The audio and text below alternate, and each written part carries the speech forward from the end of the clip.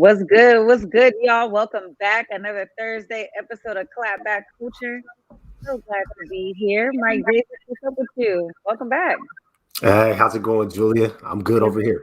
Man, it's good. Welcome to our party people, our Clapback family. I see you guys pulling up and pulling through.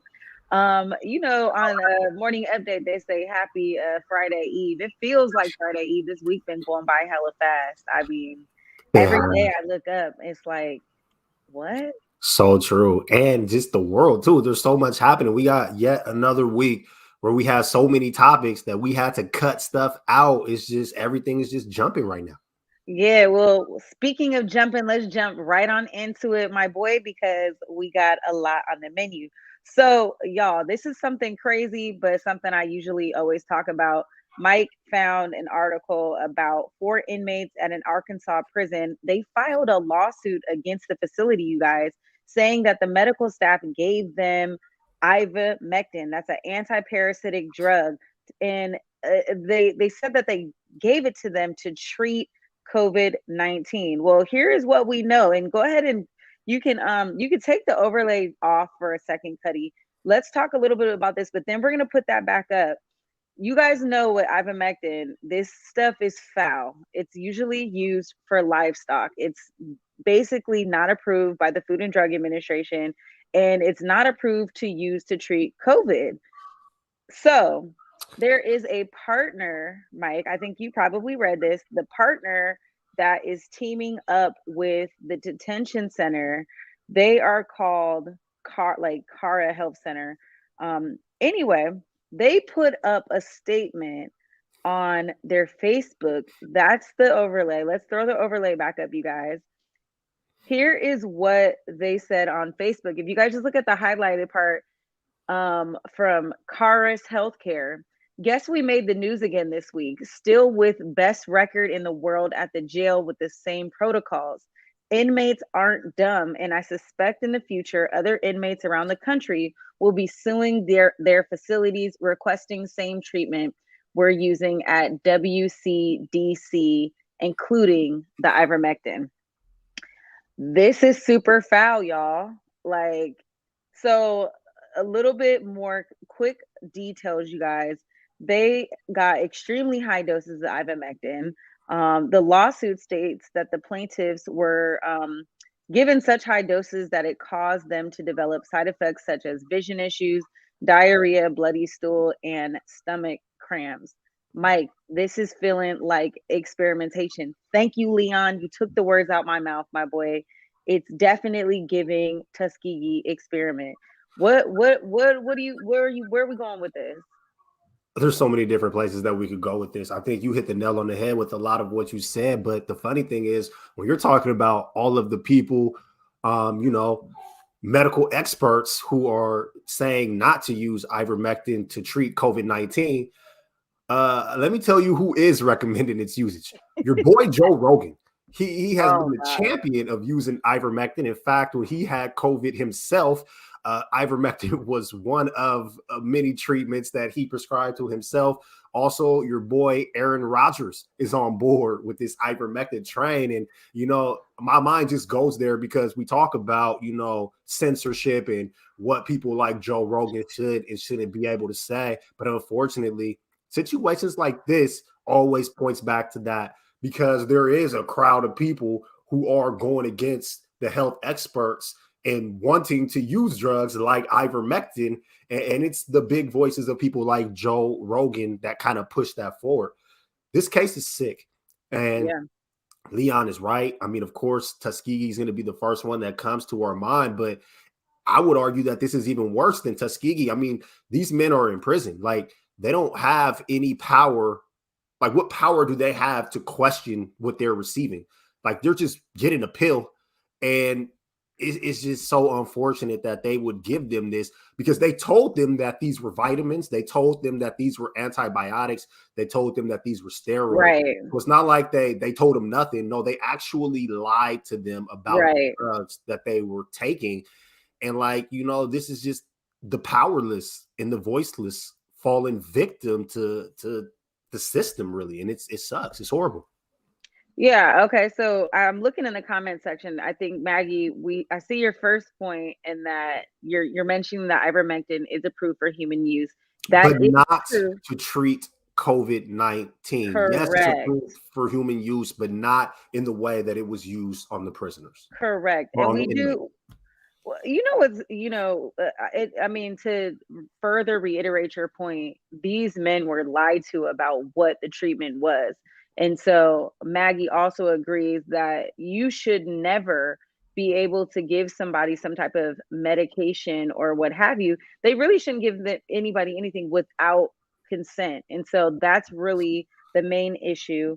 But when it's funny, I had a conversation with Rodney about the subject, and he always talks about not being able to exercise his rights. Like, they will give you whatever they give you, and then that's that. So we really have to make some considerations on how we are treating people who are incarcerated, and really allowing them to have their rights. This is such a punitive country that we live in. It's not about rehabilitation. It's like, let's just go ahead and sentence you and really treat you inhumanely. So we're seeing a lot of this all around the country. I know that here in Washington, D.C., there's a lot of concerns coming to our office, the office of Council Member Trayon White, and we are being inundated with phone calls, text messages, DMs, with residents saying that their loved ones are being treated super foul. So this is all in line with that. Bravo to the lawyers that are actually taking this shit on, because I'll be honest with you, my personal experience is that a lot of these lawyers don't want to get involved, and I think the ACLU is the ones picking this up and calling it like a human rights violation. So this is Which is big because it is a human rights violation. And when we talk about vulnerable populations, what population is more vulnerable than inmates who aren't able to just ask simple questions and get real answers? Like, they didn't have any power to force these prison officials to actually tell them what they were taking. Like, people need to stand up for them. Someone needed to take this on. So yeah, huge shout out to the ACLU for actually wanting to fight this fight. To be honest with you, I'm not really on board with taking ivermectin for human use anyway. Like, I bred dogs for a number of years, and there's a parasite when the dogs are like real young, they can catch parvo, and they really, I mean, they die almost instantly unless you can get them this treatment. And so you can give them ivermectin and all of that, and it's very powerful, right? But it's powerful in treatment. But again, we do see this a lot on livestock. I know I've used it on the dogs. This is I mean, I'm not even super big on Tylenol. You know what I'm saying? Like, it's going to take a lot for me to kind of add something into my body that isn't organic and natural. So this is just, it's out of control. Like, I'm good off this. So glad to see this. We're gonna keep our foot on the gas, you guys, and keep the show going. But yeah, drop us your thoughts in the comments. Send us the email if you guys have some more thoughts and feedback on this. We're gonna keep you updated. Speaking of pharmaceuticals, one that is approved is that billionaire Mark Cuban is jumping in the game of pharmacy. He launched an online pharmacy this week, you guys, and it's aimed at lowering generic drug prices. Let's take a look. A recent Gallup poll found 18 million Americans were unable to pay for a prescription medication due to rising costs, and 1 in 10 have had to skip doses. That's why Dallas Mavericks owner Mark Cuban just launched a new online pharmacy that sells drugs at much lower prices. Thousands of people have already signed up just since the site opened on Wednesday. It's called Mark Cuban Cost Plus Drug Company. A company statement says it's starting with 100 drugs that it purchases directly from manufacturers, cutting out the middlemen and the markups. So it says, for example, the leukemia drug imatinib retails for $9,600 a month. That's the lowest price with a coupon is $120 a month, but on Cost Plus, it is $47 a month. And mesalamine, that's a treatment for ulcerative colitis. Well, that retails for $940 a month. The lowest price with a coupon is $102 a month, but it's listed on Cost Plus Drug at $32.40 a month.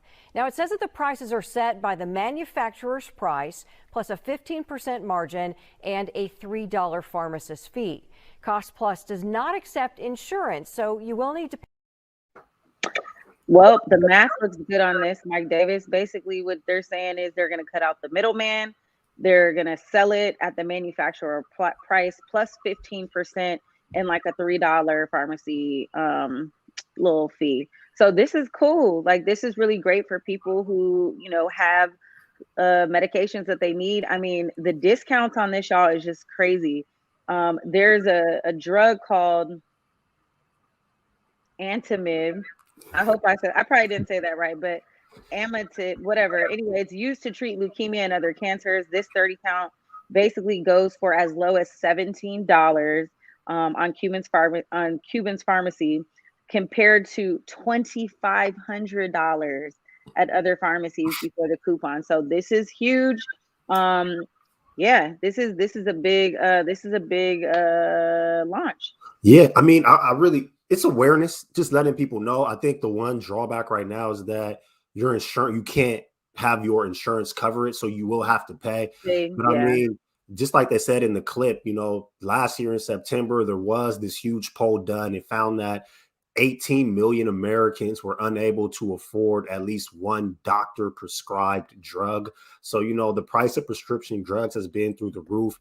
They kind of prey on Americans. This whole insurance game is one huge scam. But, you know, here in America, man, people die because they're not able to afford medicine. So, man, shout out to them for making this happen. I mean, yeah, Big Pharma is going to hate this. So we'll see how it plays out in the future. Mark Cuban is also not the most trustworthy individual, but for what it looks like right now, this could be a good thing. So it's just something to keep an eye on, and we'll see how long it actually lasts. Yeah, well, you know, awareness at best.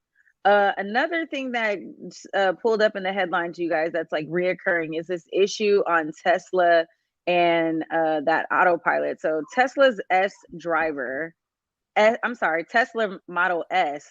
One of the drivers is accused of crashing his car while on autopilot, and he ran a red light. He slammed into a Honda Civic, killing its occupants. This is an old case, you guys, back from 2020, April 2020. The lawsuit was filed by the family of the victims. Long story short, they're arguing that he was going in excessive speed, but the conversation came up in that who is held responsible. And so we're moving into an age now where cars can drive themselves. I mean, we're watching it in movies, and it's happening. Tesla is, you know, probably the number one car backing this that has cars on the street. We've heard a number of accidents that's happened while they've been on autopilot. Tesla is basically saying that they're not held responsible. On their website, it says that the autopilot features are designed to assist drivers and require active driver supervision and do not make the car autonomous.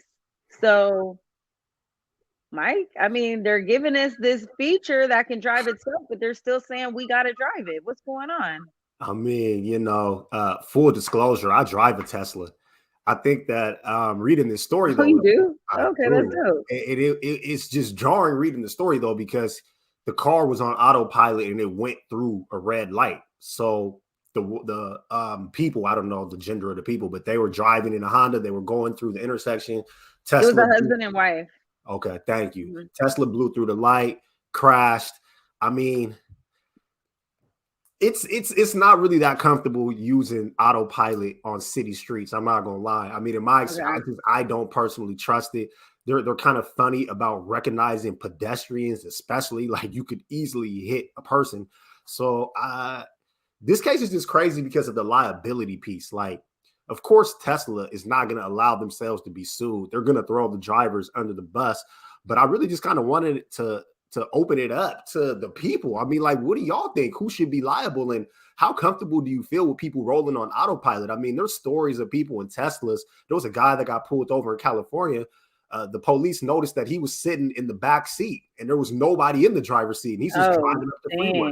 And they charged him with reckless driving. But there's been other instances where like people took their eyes off the road while on autopilot and crashed, and people have literally died. It's just a scary thing to think about. Well, from a legal perspective, you guys, what the lawyers are trying to argue is negligence. But what we do know is that the legal concept for negligence is situational. And so you have to look at everything from an individual perspective and what was the situation. So the question on the table really is, who is responsible in this situation? Is Tesla responsible? Is the driver responsible? Who holds the liability? I would argue that, the moment you get behind the wheel, you become responsible for yourself in the vehicle and anything that happens thereafter. Now, I do believe that Tesla still does have some sense of responsibility, but at the end of the day, if they create, a line item and it's sitting there on their website that says, yeah, nah, not really, even though they have the feature, they kind of cut themselves out the mix by saying like, yeah, but no. So it's interesting. Oh no, go ahead. I think my point of concern, I would say, with Tesla is, number one, they market their cars as self-driving. Like they can hide behind the language, and I'm sure, Elon has a team of lawyers, so I'm sure that yes, they will be able to hide behind the language, but the reality is they do market their cars as being able to drive themselves. Furthermore, there are so many organizations that have tried to get the government to make Tesla add certain safety features, and Tesla refuses. Like there's other car companies that have autopilot features, but a lot of them use lasers so that they can look into the driver's eyes, so that like if you're in that Cadillac and you look away, your car makes you take over because there's technology that could track your eyes. Tesla has refused that particular technology since day one, and instead they put like a weighted feature in their steering wheel that people easily can bypass by like sticking an orange into your steering wheel, and it feels that weight and it'll never make you take over ever again. So it's like they make it so easy for the drivers to bypass any mechanism where the car will recognize whether you're in the seat. They don't monitor the weight of the seat. They do none of that. And it's a deliberate choice by Tesla to do that. So when people die, it does make me uncomfortable because Tesla has refused to make their cars as safe as they should be. Yeah. I love that the comments are kind of swinging both ways. I think Leon asked a good question. Do we blame the pilots for the 737 MAX crashes? That's another thing. Like, does this just, do we just specify this to Tesla? Do we just specify this to cars that have this autopilot feature? We are moving into a day and age where this is actually, something that's going to be on the table. We continually see this being done. And to your point, Mike, Tesla really hasn't taken much responsibility in this conversation, and they absolutely should. So interesting concept. I'm sure we'll talk about it again, but we're going to go ahead and move on from this topic. Next on the topic, you guys, something viral that came on. I wanted to put this in here because I wanted to get your thoughts, your feedback. I'm just looking at my notes. There's 3 teenagers that are being charged, 2 of which are brothers. One is a friend. And they beat their stepfather to death following an alleged sexual abuse of their sister. This was really, really, really heartbreaking. The boys are 17 and 18. And the allegation was made against their younger sister. It just so happens that in addition to the allegations against their younger sister, that the stepfather had a warrant out for his arrest for sexual abuse against his own daughter of 9 years old, as indicated in the police report. So it actually was 3 different fights, one of which was at the trailer park where they resided, and then it kind of like spewed out into a neighboring apartment complex, which is how their friend got involved. Long story short, the fight continued, and allegedly they beat the stepfather to death with brass knuckles and then dropped him off in a field. This is a case that I find interesting because, we hear about oftentimes we hear about fathers, brothers, and other individuals in our family. And it's like, if I ever find out that my sister, my mom, my wife, my friend is ever mistreated or hurt, especially when it comes down to sexual abuse, oftentimes, and especially, I would even argue in the Black community, we have these conversations like, I'm gonna go and beat their ass, and, or I'll kill them. And it's very much like that's the conversation. I know a lot of sexual abuse victims or survivors, they don't tell people because it's like, I know my dad is going to go to jail for that. And so here we have a situation that really lent itself to that trope, that stereotype. And here we are. So they're being charged with capital murder and aggravated assault. And the friend is being charged with aggravated assault and engaging in organized criminal activity. Oh, Mike, what do you think about this? I don't even know how to break this down. This is Yeah. a sad story all the way around. I think that, man, I mean, Yeah. it's the multiple fights, I think, that's really gonna Hurt make it them. tough. Yeah, it's gonna make their case tough because, I mean, in the moment, it's in the moment. In the eyes of the law, that's a little different. But when you have 3 different incidents where, you know what I'm saying, people fought, and now we're looking at premeditated, and that's Yeah. likely why this is now a capital murder charge. I mean, yeah, man, I can't imagine what it was like for those boys to be in that situation and the rage that they felt. But the way that it progressed, they're done. Like, that's their lives. Their lives are thrown away because an adult set these events into motion. This is a horrible story. It's a horrible story. I'm sorry I brought it to the table, but really, I thought it was an interesting concept to think about.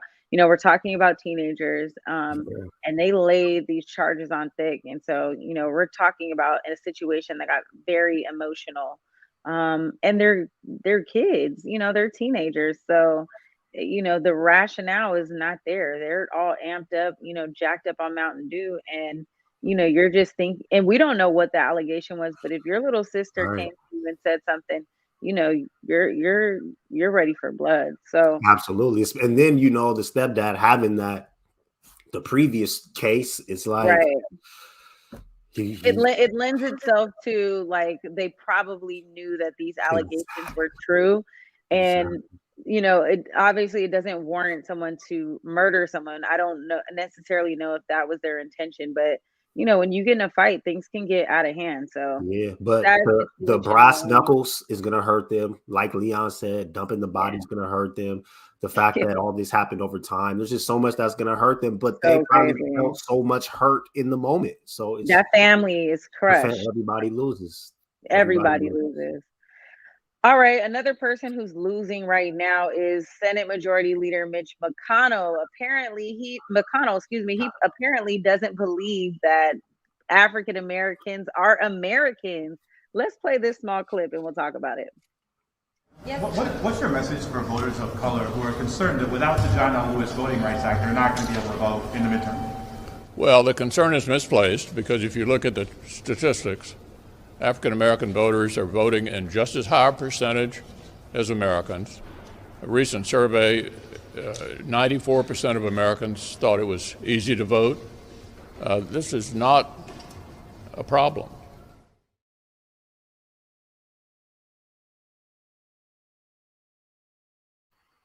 Yeah. All right. And y'all, he backed his statement up on Friday. He defended his comment, calling it an inadvertent omission, adding to it, saying that it's deeply offensive and an outrageous mischaracterization of his remarks. So yeah, is this a slip of the tongue? He said that so smooth. He didn't Yeah, stutter. He didn't slip. he's He didn't wildin'. stammer. He blew right through that as if he said exactly what he meant to say. Like, wow. Now, Yeah, that's how he feels. That was real. You know what I'm saying? Hot mics. hella. And did you see Biden just get caught on the hot mic calling somebody a dumbass? That was hilarious. He's getting mad. He's hot. Oh, listen, that wasn't him getting caught. That he was blatant. That was blatant disrespect. He knew that microphone was on. They're keeping it real. Did he call? He's called him a dumbass or a son of a bitch. One of them. Oh, he called. Yeah. Yeah, he was. No, he said you're a stupid son of a bitch. He said that's a stupid son of a bitch. I couldn't tell what the reporter had said to him initially. I kept playing the tape back, trying to see what he said, but I just looked at his face. His face when he said that, and McConnell's face when he said what he said. They both meant that with their whole hearts. It's getting ghetto. It's just getting ghetto. Honestly, this is what it's come to.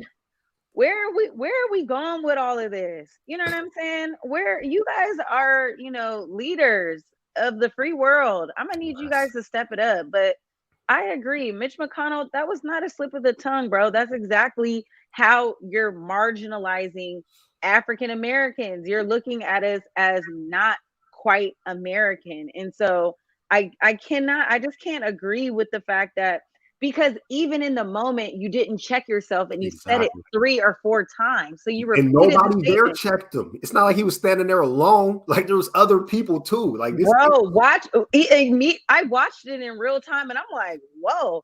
Normally when you say slip of the tongue, you're like, excuse me. What I mean is my boy did not correct himself at all. He didn't even correct himself afterwards to say anything. So and then it's like, and then you're having a conversation about the voting rights legislation. You're talking about Black voters and as a whole, and then it's coming immediately after saying that we're not going to change the rules for the filibuster in order to ensure that Black and brown people have access to the best freaking voting rights ever. So yeah, I don't know. This whole narrative of, the slip of the tongue is like BS. Twitter was on fire about this. Yes. Everyone's pretty much outraged. But if I'm honest, Mike, this ain't going to change shit. It doesn't matter, right? Like people are just getting away with saying with whatever they want. And then that's it. Yeah. And we knew he felt like that. I guess that's the only reason why I can laugh is I knew he felt like this. I just didn't know that he would just